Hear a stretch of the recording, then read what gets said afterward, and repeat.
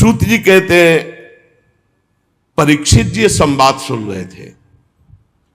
उन्होंने देखा कि राजा का तो वेश है, पर यह दुष्ट पैर से गाय को मार रहा है, पैर से बैल को मार रहा है, डंडे से पिटाई कर रहा है, और ये ऐसा समझ रहा है कि यही राजा है। कांप रहा है बैल इतनी पिटाई की, भयभीत होकर मलमूत्र का त्याग कर रहा है, बहुत मार रहा है। गाय को बार बार पैरों से मार रहा है। स्वर्ण जटित रथ पर चढ़े हुए राजा परीक्षित ने मेघ गंभीर वाणी में ललकाए, कौन है जो हमारे राज्य में पूजनियों को दंड दे रहा है? मैं बलवान हूं, मैं उसी वंश का हूं जिसमें महाराज युधिष्ठिर, भीमसेन, अर्जुन, उनके चले जाने पर तू ऐसा मत समझ कि उनका बल नहीं रह गया। तू कौन है जो मेरा भय नहीं मान रहा और गाय और बैल को दंड दे रहा है? अरे भेष तो तूने नट की भांति राजा का बना रखा है, आचरण पाप और अधर्म के कर रहा है। मेरे दादा अर्जुन के अंतर्ध्यान हो जाने पर तू क्या समझता है तेरे पर कोई प्रहार करने वाला नहीं? देख मैं तुझे अभी दंड देता हूं। उन्होंने, परीक्षित जी ने बैल से पूछा, कमल लाल के समान आप श्वेत वर्ण हैं, 3 पैर आपके इसने तोड़ दिए, फिर भी 1 पैर से आप टिके हुए हो। आप बैल नहीं हो सकते, क्योंकि बैल में इतनी सामर्थ्य नहीं। आप कौन देवता हैं? अभी ये भूमंडल कुरवंशी नरपतियों के बाहुबल से सुरक्षित है। मैंने अभी तक अधर्म नहीं देखा, आपके साथ केवल देखा है। और ये आंसू बहाती हुई गाय, ये क्यों शोक कर रही? और ये कौन है जो निर्भय होकर तुम पर प्रहार कर रहा है? मैं दुष्टों का दंड देने वाला हूं। देवी, मेरे राज्य में कोई दीन को, धर्म को तनिक भी कष्ट पहुंचाए तो मेरी कीर्ति, आयु, ऐश्वर्य, परलोक सब नष्ट हो जाए। मेरा परम धर्म है, उसे मैं जानता हूं। सुरभिनंदन, आप 4 पैर वाले हैं, 3 पैर आपके तोड़ दिए। आप कौन हैं? आपका कल्याण हो, आप बताइए। अगर कोई देवता भी होगा तो मैं उसकी बाजूबंद से भुजा काट डालूंगा यदि आपको कष्ट दे। आप निश्चित निर्भय हो जाइए और परिचय बताइए कि आप कौन हैं और आपको दुख देने वाला है कौन है। धर्म ने कहा, राजन देखो, धर्म कभी किसी का दोष वर्णन नहीं करता, साक्षात धर्म बोल रहे। धर्म ने कहा, राजन आप महाराज पांडु के वंशज हैं, आपका इस प्रकार आश्वासन देना आपके योग्य है, क्योंकि आपके पूर्वजों के श्रेष्ठ गुणों ने भगवान श्री कृष्ण को उनका सारथी और दूत तक बना दिया। शास्त्रों के विभिन्न वचन, इसलिए मैं निर्णय करके नहीं बता सकता कि मुझे दंड कौन दे रहा है, क्योंकि जिस शास्त्र का वर्णन है कि द्वैत है ही नहीं कोई दूसरा, तो फिर दुख का कारण क्या हो सकता है? अज्ञान ही तो है, दूसरा कोई है नहीं, द्वैत है ही नहीं। कोई कोई प्रारब्ध को दुख मानते हैं तो उसमें प्रारब्ध भी तो अपने कर्म के द्वारा बनता है। कोई कोई स्वभाव को मानते हैं तो स्वभाव भी तो अपना ही होता है। और कोई कोई ईश्वर को दुख का कारण मानते हैं, तो ईश्वर कैसे दुख दे सकता है, क्योंकि अपना कर्म ही दुख देता है। इसलिए मैं बताने में असमर्थ हूं कि कौन मुझे दुख दे रहा है। आप अपनी बुद्धि से निर्णय कर लीजिए कि मुझे कौन दुख दे रहा है।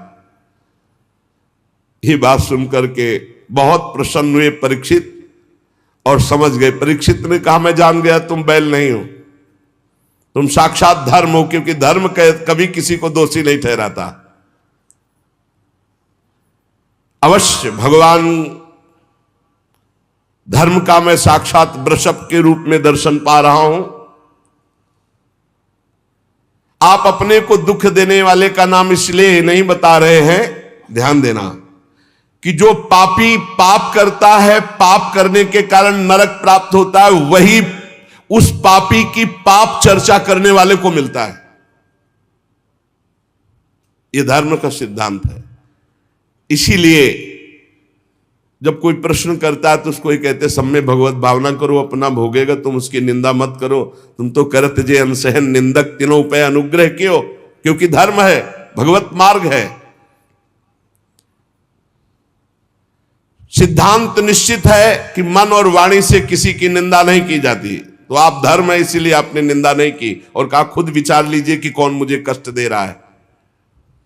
लेकिन महाराज आपके तो 4 चरण हैं, तपः शौचम दया सत्यमिति पादा कृत्यकता, तपस्या पवित्रता दया और सत्य, ये 4 चरण हैं।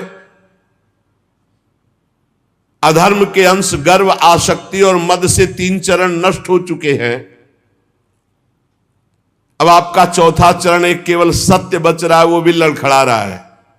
तपस्या पवित्रता दया सब नष्ट कर दिया कलयुग ने, थोड़ा सत्य बचा है, वो भी लड़खड़ा रहा है।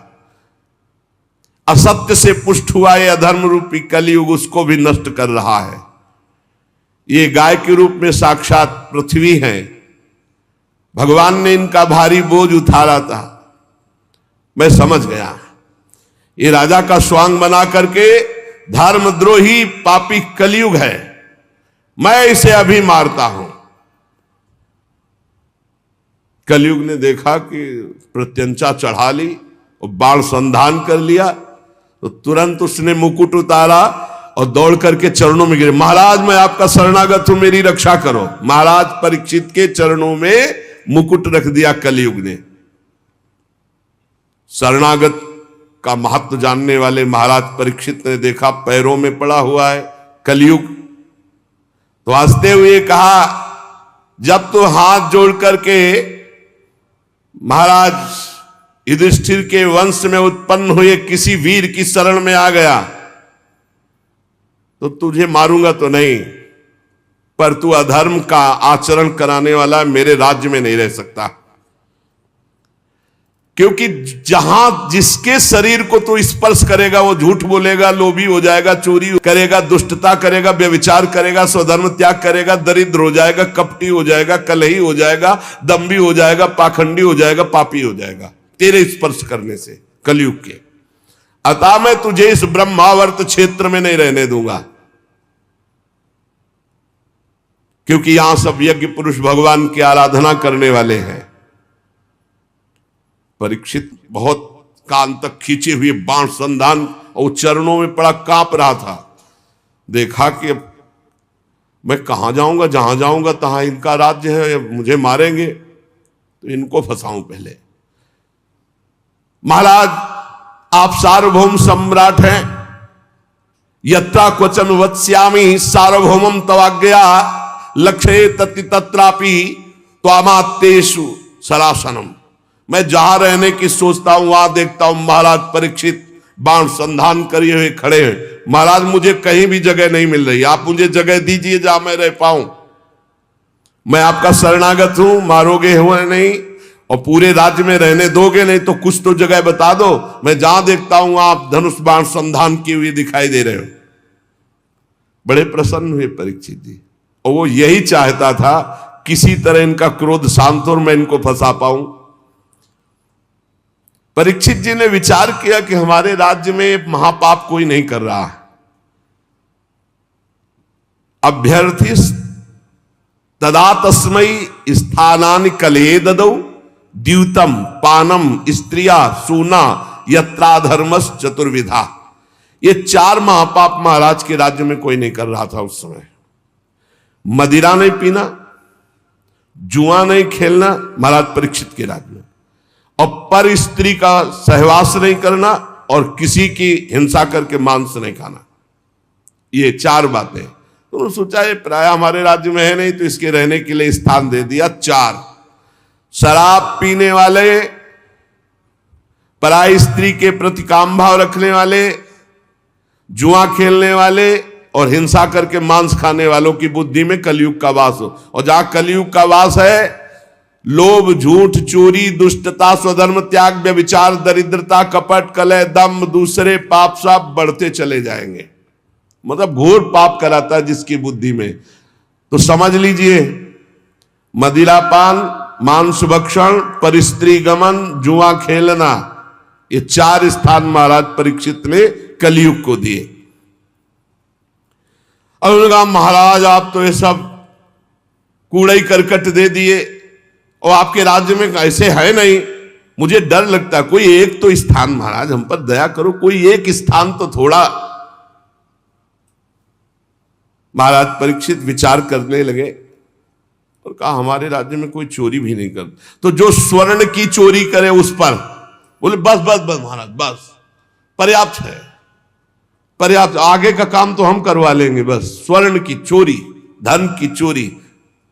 अर्थात जब जुआ खेला जाता है तो इसमें झूठ की प्रधानता होती है, जब शराब पिया जाता है तो इसमें अहंकार की प्रधानता होती है, जब स्त्री संभोग किया जाता है तो काम की प्रधानता होती है, जब हिंसा की जाती है तो वैर की प्रधानता होती है, और जब धन आदि की बात होती है, अधर्म के द्वारा घूस आदि लेना, ये सब स्वर्ण चोरी के अंतर्गत है, तो रजोगुण की प्रधानता होती है। और रजोगुण छाया हुआ, कलयुग ने सोचा अब किसी की भी बुद्धि नहीं बकाया रखेंगे, सब में हमारा वास हो जाएगा, क्योंकि रजोगुण चोरी, कहीं ना कहीं छल कपट छुपाओ, बस इतने में हमारा प्रवेश हो जाएगा।